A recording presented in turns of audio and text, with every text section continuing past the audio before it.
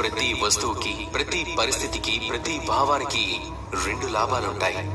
ఇందులో తేడా వచ్చింది అంటే అది కేవలం మన దృష్టికోణం వలనే. ఇప్పుడు ఒక వ్యక్తి పర్వతంపై నిలబడి ఉన్నాడు అనుకోండి, తనకి నీటి ధార సముద్రం వైపు వెళ్తుంది అనేదే కనిపిస్తూ ఉంటుంది.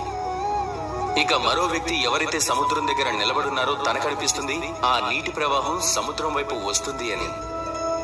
విషయం ఇక్కడ దృష్టికోణాంది. ఇప్పుడు ఇది సమయంతో పాటు కూడా జరుగుతుంది. ఒకసారి మనుషులు ఎవరైతే చింతిస్తూ ఉంటారో, బాధపడుతూ ఉంటారో వారి దగ్గర సమయం చాలా తక్కువగా ఉందని, ఆ సమయంలో ఏమీ చేయలేరు, ఇంకా కొంచెం సమయం ఉంటే బాగుండు అని అనుకుంటారు.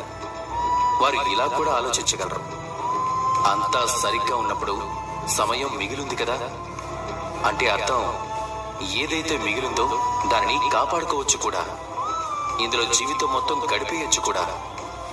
ఇది ఆధారపడి ఉంటుంది మీపైనే. ఈ శుభ దృష్టికోణంలో